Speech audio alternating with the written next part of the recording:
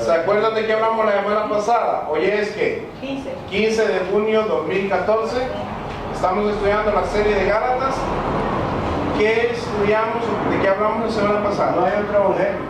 No hay otro evangelio. Estamos basándonos en Gálatas capítulo 1. Hoy me parece que es el cumpleaños de José Ángel, me equivoco. ¿El de José Ángel, el cumpleaños? Es que no sé si para mí es hoy, pero para ellos es mañana. Ok, estamos hablando de la serie de Gálatas, la carta a los Gálatas. La semana pasada hablamos de no hay otro evangelio, ¿verdad? Y hablamos de algunos puntos en específico. Hablamos de la facilidad con la cual la gente se desvía de la verdad. Dice Gálatas 1:6, estoy maravillado de que tan pronto os hayáis alejado del que os llamó por la gracia de Cristo para seguir un evangelio diferente. Habíamos hablado de que como en aquellos tiempos, ahora aún hay personas que se desvían de la verdad con mucha facilidad. Normalmente los que se desvían de la verdad son aquellos que no han cimentado su vida verdaderamente en la palabra. Por eso un día lo miramos en una iglesia cristiana y en un año están en una secta mormona, por ejemplo. Otra cosa, hablamos de que el evangelio de Dios es uno de gracia. Dice que por gracia fuimos salvos mediante la fe, no por obras para que nadie se gloríe, ¿verdad? Mediante la fe, que es un don de Dios, allá en Efesios 2:8. Nuestro deber también es predicar el evangelio de Cristo. Este evangelio tenemos que predicarlo. Nos basamos en Mateo 28, 18 al 20, donde Jesús se acercó y les habló diciendo: toda potestad me es dada en los cielos y en la tierra, por tanto id y haced discípulos a las naciones, bautizándolos en el nombre del Padre y del Hijo y del Espíritu Santo, enseñándoles que guarden todas las cosas que os he mandado, y aquí yo estoy con vosotros todos los días hasta el fin del mundo. O sea, el deber de todo cristiano es predicar el evangelio de Dios. Un cristiano que no predica el evangelio de Dios ciertamente está siendo piedra de tropiezo en el reino. Los falsos evangelios de los hombres, también mencionamos algunos. Gálatas 1:8 y 9. Mas si aún nosotros o un ángel del cielo os anunciare otro evangelio diferente del que hemos anunciado, ¿sea qué? Anatema. ¿Qué significa anatema? Maldición. Maldito. Como antes hemos dicho, también ahora lo repito: si alguno os predica diferente evangelio del que habéis recibido, sea anatema. ¿Verdad? Vimos el caso de los, por ejemplo, los mormones, ¿verdad? Que ellos dicen que John Smith tuvo una visión, miró a Dios y Dios le dio otro evangelio y bla, bla, bla. Y también el caso de los testigos de Jehová, ¿verdad? Charles T. Russell fue el fundador de los estudiantes de la Biblia, como originalmente se les conoció, por decir un caso. También el evangelio de Dios al final te ocasionará ¿qué? Oposición. En el versículo 10 del mismo Gálatas capítulo 1 vimos: pues busco ahora el favor de los hombres o el de Dios, o trato de agradar a los hombres, pues si todavía agradara a los hombres no sería siervo de Cristo. Este es el contexto de lo que vamos a empezar a leer hoy. Recordamos que en aquellos momentos Pablo había sido ofuscado, perseguido y criticado por los judaizantes. ¿Qué eran los judaizantes? ¿Quiénes eran los judaizantes? Los fariseos. Pero ¿quiénes? No, principalmente ¿quiénes eran? Gentiles. Los judaizantes supuestamente eran los que habían creído en Jesús, pero querían que, aún creyendo en Jesús, guardaran la ley, guardaran la circuncisión, el sábado, la comida, etcétera, etcétera. Pues en este contexto vamos a seguir hablando en Gálatas capítulo 1. El tema de hoy es el ejemplo de Pablo, ¿verdad? Dímele que le baje un poquito allá. Gracias. El ejemplo de Pablo. Lo vamos a basar en la primera parte del ministerio de Pablo, del capítulo 1, versículo 11 al 24. Mas os hago saber, dice el título de su Biblia, el ministerio de Pablo, ¿verdad? Gálatas 1:11. Mas os hago saber, hermanos, que el evangelio anunciado por mí no es según hombre, Pues yo ni lo recibí ni lo aprendí de hombre alguno, sino por revelación de Jesucristo. Porque ya habéis oído acerca de mi conducta en otro tiempo en el judaísmo, que perseguía en sobremanera a la iglesia de Dios. ¿Y qué? La asolaba. O sea, cristiano que caía en manos de Pablo, era menos. Y en el judaísmo aventajaba a muchos de mis contemporáneos en mi nación, en la nación. No solamente era aquí en el paraíso, era en la nación.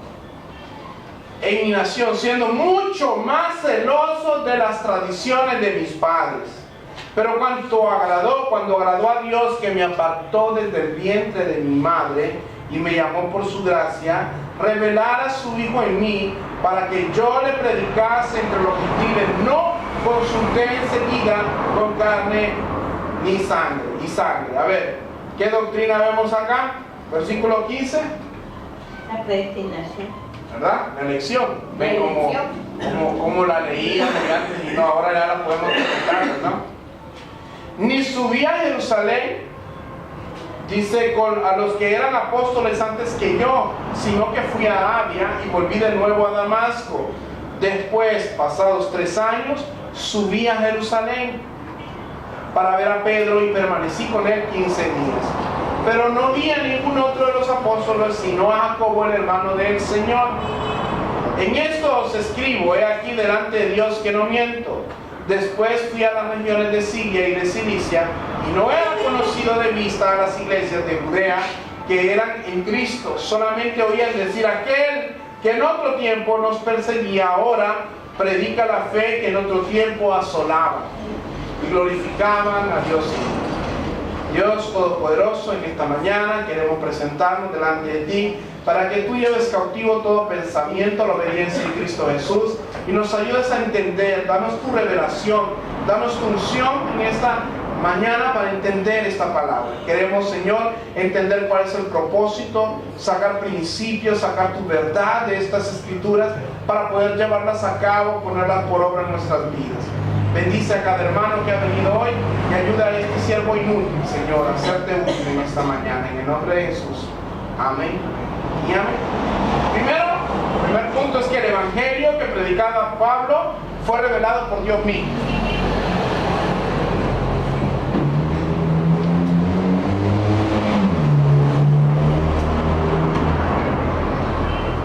Fue revelado por Dios mismo. Versículos 11 y 12. Mas os hago saber, hermanos, que el evangelio anunciado por mí no es en un hombre. Pues yo ni lo recibí ni lo aprendí de hombre alguno, sino por la revelación de Jesucristo. Pablo tenía una situación con estos judaizantes. Estos, como dicen aquí los Rodríguez, machacaban a Pablo. ¿Por qué lo machacaban? Lo juzgaban y lo criticaban, diciendo que el evangelio de Pablo no era el mismo de los apóstoles. Recordemos que hubo algo con los apóstoles que no sucedió con Pablo. Los apóstoles anduvieron con Jesús desde el bautismo de Juan hasta su muerte, su resurrección y su ascensión. Ahora, Pablo quiere dejar claro esto. Al principio del Gálatas capítulo 1, él dice: yo, Pablo, apóstol del Señor. Vemos que desde el principio va y corta por lo directo. Yo creo que, como decimos acá, ¿verdad?, era la directa. Pablo no era de eso de que mucho le daba vuelta a las cosas. Trataba de tocar los puntos lo mejor posible de una manera directa. Pero aquí dice: mas os hago saber, hermanos, que el evangelio anunciado por mí no es según hombre. Porque los judaizantes decían: a este Pedro le había dicho, o tal vez Juan, o tal vez algún otro. Pero ellos lo que querían era desacreditar a Pablo. Entonces ellos trataban de torcer la autoridad sobre los galasios. Recordamos que Gálatas fue escrita ¿en qué año? Aproximadamente. La carta a Gálatas, año 49. Y estaba ubicada las iglesias estas, más o menos, ¿dónde? La provincia romana, en Turquía. En Turquía, perfecto. Entonces sucedía esto, que eran ¿qué ahí? Había un valle y eran ¿qué? Que ¿A qué se dedicaba la mayoría de gente? Agricultores, correcto. Miren, en Galacia los judaizantes, y entendamos que los judaizantes serían una mezcla del judío ortodoxo con el cristiano, o sea, querían guardar la ley, querían aprovechar la gracia y también hablaban de la ley, ¿verdad? Entendamos por la ley la circuncisión, lo de los alimentos. Podrían ser eso, digamos, el grupo más o menos que siguió Pedro. Pedro andaba un poco más queriendo entenderlo. ¿Sí? Más adelante, el hecho que yo espero que estén leyendo Gálatas, más adelante, en la vez de los 3 predicas, más adelante hablaremos de esa controversia que dio entre Pablo y Pedro. ¿Verdad? Muy bien. Pastor, de lo que esta Biblia, la cuestión de la fecha de esta epístola depende fundamentalmente de la relación del capítulo 2:1 al 10, con las visitas de Pablo a Jerusalén mencionadas en los Hechos, aunque el capítulo 2 puede ser identificado con la visita relacionada en Hechos 11:30. Algunas dificultades han surgido, pero vinculadas con los acontecimientos de los Hechos 15, probablemente Pablo escribió la carta alrededor de los años 55, 56, cuando estaba en Macedonia o en Corinto, durante los 3 viajes misioneros. Ok. Dice aquí, yo ni lo recibí ni lo aprendí de hombre alguno, sino por revelación de Jesucristo. Ahora, quiero que vayamos a entender este plano. Los judaizantes decían, miren, allá en Hechos, bueno, no dirían Hechos, allá hubo una reunión, cuando se mató Judas, hubo una reunión, dice que Pedro se levantó, lo vamos a ir a buscar, Hechos capítulo 1. Por supuesto que estos judaizantes conocían los acontecimientos después de Jesús. ¿Pueden jactarse de eso? Hechos capítulo 1, versículo 15 al 22.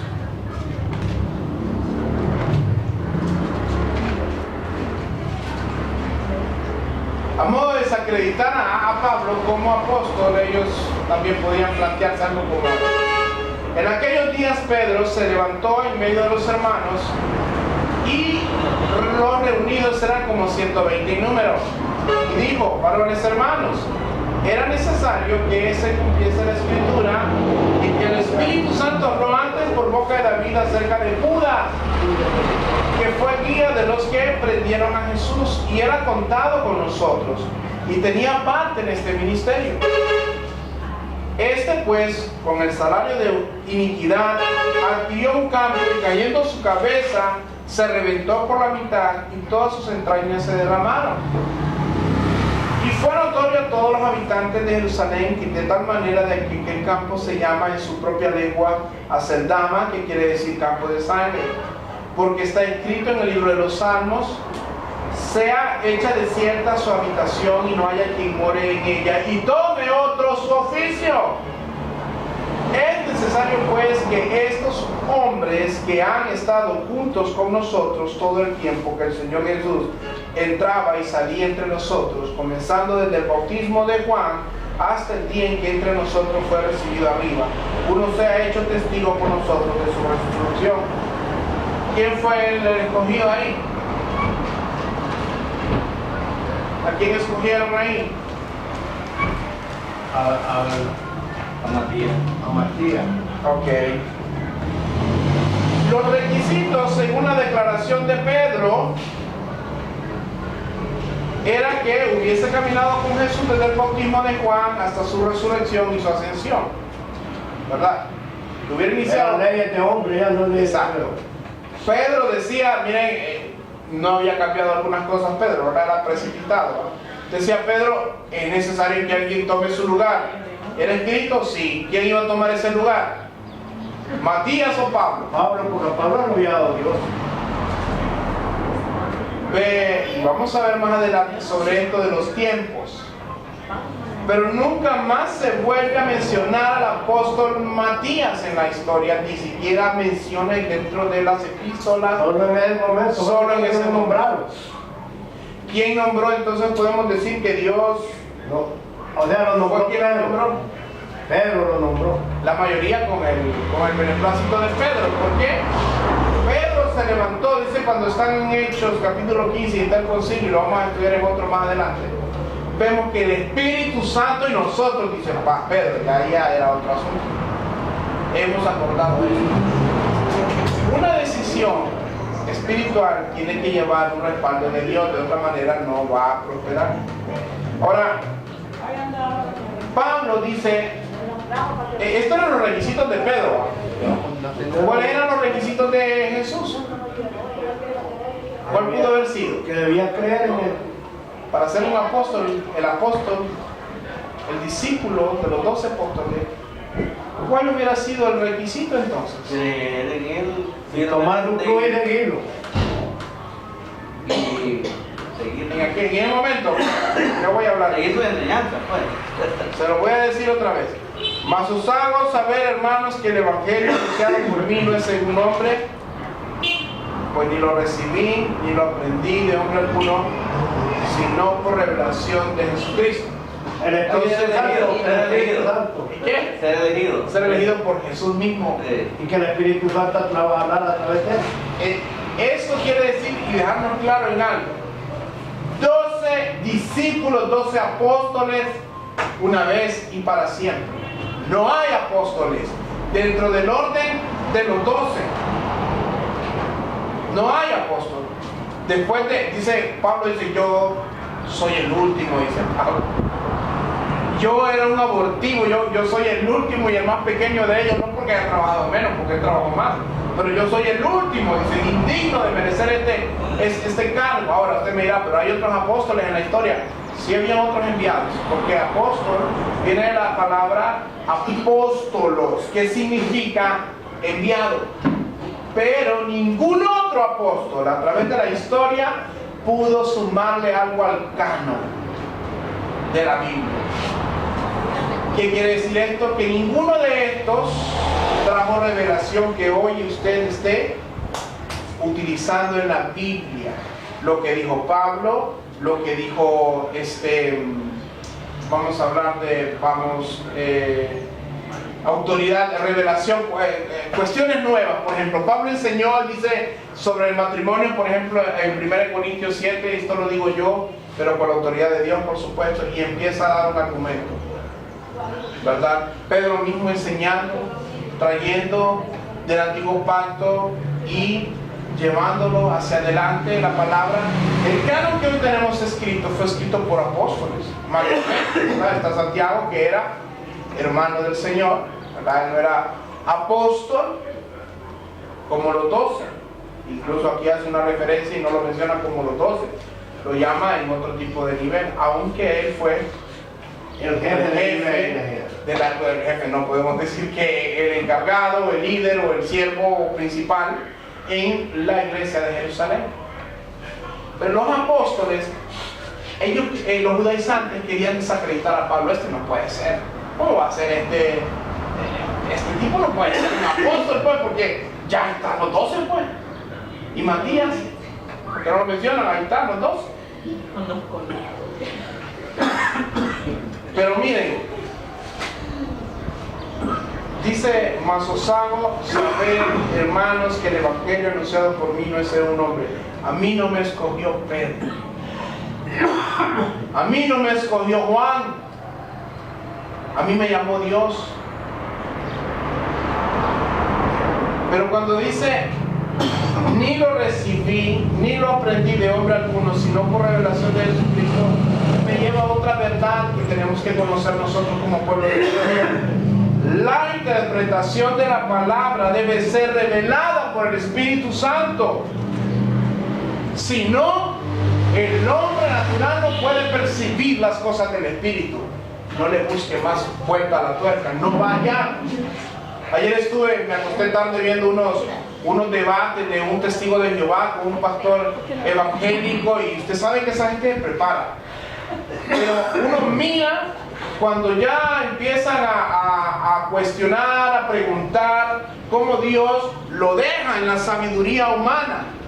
Y jamás la sabiduría humana se va a comparar con la revelación del Espíritu Santo. Y el pastor empieza, y se nota el fluir, él empieza a hablar y Dios trae a memoria y empieza a cuestionar, y al cabo que hasta el mismo le termina diciendo el pastor, ¿sabe qué?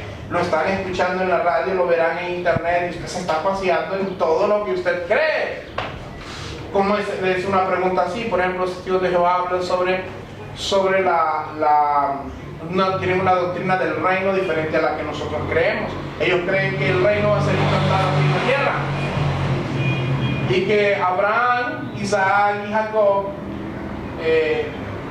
van a habitar en una casa por acá, en esta tierra, ¿verdad? Y entonces le preguntó, yo quiero saber, le dice, Abraham, Isaac y Jacob se fueron, ¿están con el Señor? ¿Están en el cielo? No están. ¿Y por qué no están? Porque ellos fallaron. Y entonces el tipo ya no aguantó. Bueno, mire, lo que usted está diciendo son una herejía bárbara. Y el hombre natural no entiende las cosas que son del Espíritu. Usted da.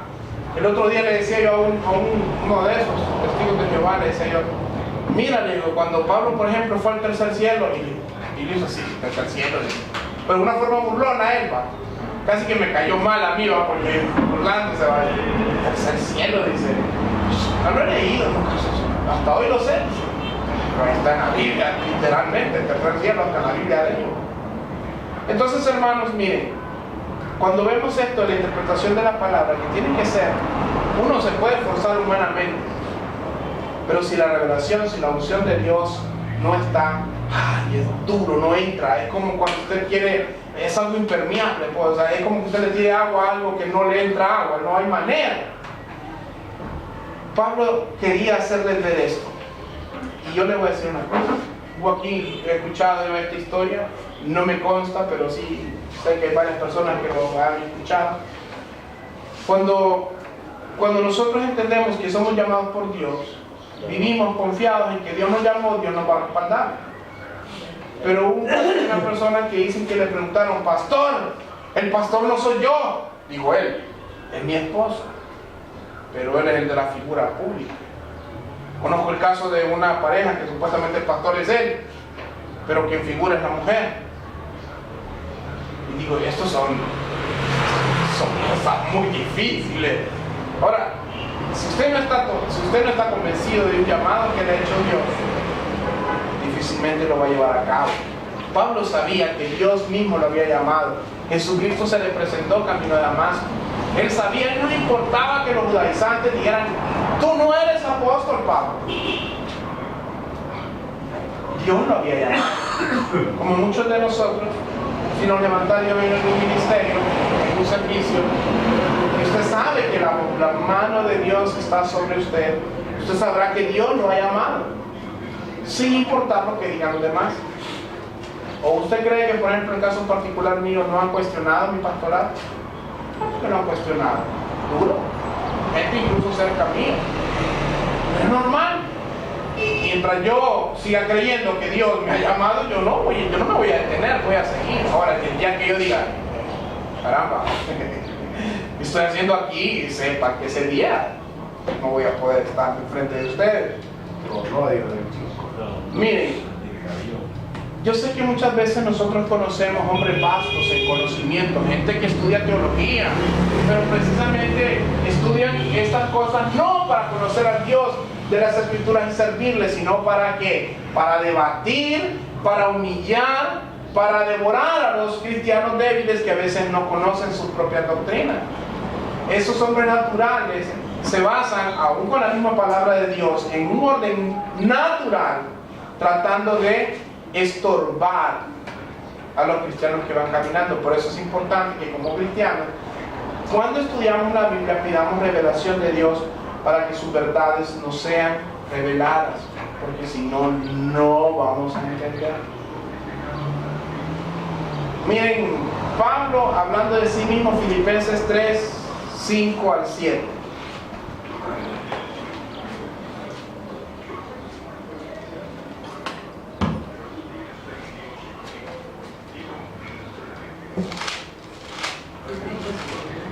Filipenses 3, del 5 al 7. Pablo empieza a hablar de sí en esta parte y dice, hablando de él, yo, Pablo, circuncidado al 8º día, del linaje de Israel, de la tribu de Benjamín, hebreo de hebreos, en cuanto a la ley, fariseo, En cuanto a celo, perseguidor de la iglesia. En cuanto a la justicia, que es en la ley, ¿qué dice ahí? Irreprensible. ¿Qué dice ahí? Irreprensible. Pero cuantas cosas eran para mi ganancia, las he estimado como pérdida por amor de Cristo. Miren, hermanos, cuando Pablo está exponiendo su fe y hablándole a estos fariseos judaizantes, que ustedes están equivocados. ¿Quién fue más hebreo de hebreos que yo? ¿Quién fue en cuanto a la ley fariseo como yo? En cuanto a la justicia según la ley, no se refiere a la ley de Dios totalmente, sino que se refiere A la ley de los hombres. Según la ley de los fariseos, yo era irreprensible, oigan bien. ¿Ah?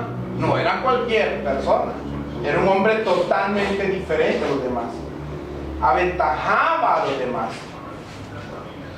Pero Pablo entendía que esa justicia, ahora entendía que esa justicia no era suficiente. Cuando nosotros llegamos al Señor, hermanos, muchos de nosotros en algún momento, si nos hubieran preguntado, ¿se siente usted una buena persona?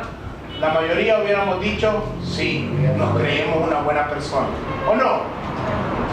Siempre tenemos esa tendencia a compararnos con algún villano.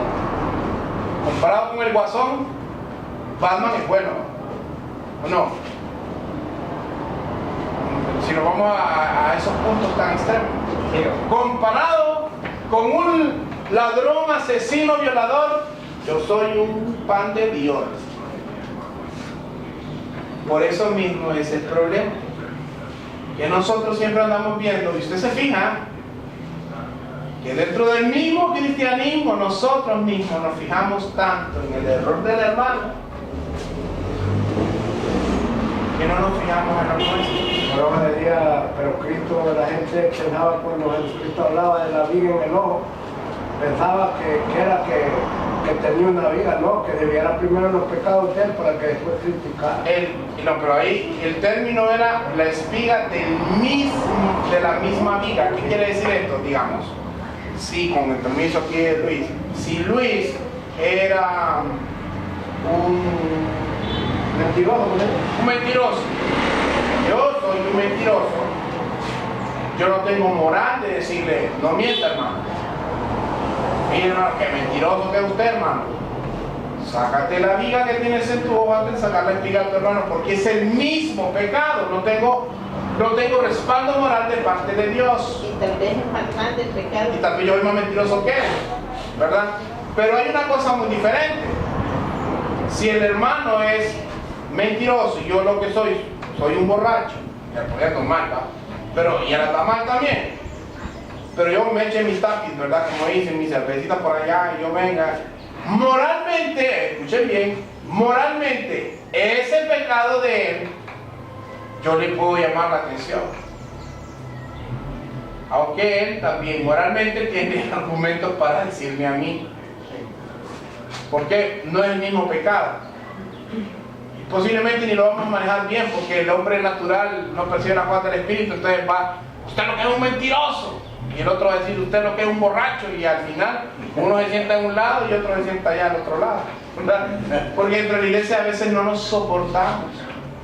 Una vez recuerdo de una persona que me llamó la atención por algo tan infantil que a mí hasta me quiso dar como cólera, pero me aguanté como los machos. Porque me lo dijo delante de una persona que era un impío, ¿verdad? Y me lo dijo como, no sé, como aquel sentir, como de sentirse grande. Él me llegó y me dijo, ¿sabes qué? Me dice, yo daba la mano de una manera bien, yo soy así, pues así era mi costumbre, yo daba la mano así, suavecito, cheque, ya Dios. No es que tenía cosas de que me fueran a echar gérmenes o que no, nada de eso. Ni prepotencia ni orgullo, yo simplemente la daba así. Y recuerdo que esta persona en la entrada de una congregación me dijo, vení, ¿qué pasó? No me gusta la manera en que me das la mano. Y yo empecé a pensar, ¿cómo así? Es que vos me das la mano así nada más. Pues que así saludo. No, es que eso me parece como que se ponía en una pose, es que esta pose religiosa, y de eso es lo que vamos a hablar del hombre viejo, del religioso que habitaba en nosotros. El religioso se pone y decía él, es que esa manera que vos saludás me parece como que sos muy orgulloso, vos, como que sos muy prepotente. Entonces yo me dije, bueno, igual, sí te he ofendido con mi saludo, perdóname. Para mí era una niñería. Pero ya que estamos hablando de esto, le dije yo, qué bueno que hablamos porque ahora ya estamos tablas. Ya él me exhortó en algo que para él fue ofensa, yo ahora sí podía exhortarlo en algo que él estaba haciendo mal. Siendo ministro de música, nos reuníamos a cierta hora a orar y él no iba, nunca iba. Entonces dije, bueno, aquí la voy a apuntar, como dijo nuestro querido amigo en el libro negro. Un día de estos que tengamos una reunión voy a hablar con él, porque ahí delante del impío no se lo iba a decir, él cometió el error, yo no lo iba a cometer. Y otro día se lo hice ver y qué diferencia hubo, porque él se enojó cuando yo le exhorté en amor, ni que le reclamé, no que le hablé en amor y él no quiso. Entonces, y no fue, llegó yendo como hasta las tres reuniones llegó a orar y gracias a Dios, bueno, fue como 2 veces nada más, ni modo. Pero fue mi deber y como le digo, usted tiene un deber también, usted puede hablarle a un hermano, yo veo que usted está fallando en esto, usted está fallando en lo otro. En amor, con misericordia y con verdad se corrige el pecado. ¿Sabe por qué le digo esto, hermano? Porque estas cosas a nosotros, al hombre viejo, al religioso que habitaba en nosotros, le fastidian. Nosotros tenemos esta idea. Yo le voy a decir algo, yo lidiando con esto mucho. Yo a veces le digo, Señor, si yo me levanto el pastorado y en esta área tú me has tenido que ir cambiando. A veces algunos pueden catalogar que yo soy muy estricto. No sé si lo ha pensado usted, pero algunos, yo le digo que a mí la fama que me precedía era que era muy estricto. A mí una vez un anciano en una iglesia me dijo, hermano, cálmele que usted es muy, como dicen, muy radical. Mire que las iglesias, cuando uno le habla mucho de pecado a la gente, y esas iglesias donde más pecado se mira. Y yo decía, claro, es donde más pecado se mira porque es donde se habla de pecado. Si usted no enseña de pecado, bueno, si usted no quiere que le hablen de pecado, y si yo no quisiera que me hablen de pecado, hubiera sido católico. Hubiera ido tranquilito, alegre, una vez por semana, a ver a la gente, porque uno no va a escuchar. Le pregunto a uno que sale, ¿de qué hablaron usted? Cuénteme, ¿cuáles fueron los 3 versículos que hablaron? Fueron 3. Y repetitivo. Y más o menos, y cada 2 años lo repite, ¿va? Háblenme de que usted ya no es el sacerdote hoy. Pero pregúntele, ¿cómo estaba vestida la mujer de tal? Somos así, el religioso que habita en nosotros es así, siempre anda buscando a dónde tocarle la llaga, ¿verdad? A Pablo lo querían juzgar por eso. Versículo 13 y 14. Porque ya habéis oído acerca de mi conducta en otro tiempo en el judaísmo, que perseguía sobremanera a la iglesia de Dios y la asolaba, y el judaísmo aventajaba a muchos de mis contemporáneos en mi nación, siendo mucho más celosos de las tradiciones de mis padres. Miren, hermanos, Pablo quería desnudar las intenciones de los judaizantes. Quería demostrarles que, oigan, ustedes se creen buenos. No, si yo estuviera en aquel plano con ustedes no fueran nada. ¿Por qué? Porque yo fui fariseo entre fariseos. A ver, aquí que me levanten la mano. ¿Quién es fariseo entre fariseos? Ahí, nadie le decir, no, Pablo, es cierto. Pero yo no daban como el hombre viejo le cuesta, va a dar el brazo a torcer. A ellos también. Ahora, hay otro problema, y esto lo quiero plantear hoy porque me gustó cuando lo estaba redactando. Miren, a veces varios de aquí fuimos religiosos, varios de aquí fuimos. Aquí en Latinoamérica la religión que predomina es la católica. Muchos de nosotros fuimos religiosos, otros tal vez no fuimos tanto. En el caso mío particular, yo le quiero decir algo, que yo mostraba cierta piedad que no era piedad, porque no estaba en el Señor, incluso más que algunos contemporáneos míos de la iglesia evangélica, cuando yo era católico. Yo era católico y tenía más testimonio que un cristiano de mi edad. Entonces, ¿cómo venía ese cristiano de mi edad a exhortarme a mí que estaba en el error si él no me podía dar testimonio? A mí me gusta una frase que tiene la hermana Lilian que dice que el cristiano, el grito de guerra del cristiano es el testimonio. Le voy a hacer una pregunta. ¿Usted conoce algún piadoso religioso que no sea cristiano? Yo he conocido personas que tienen... Yo de eso sí te lo digo, yo admiro, yo le digo aquí.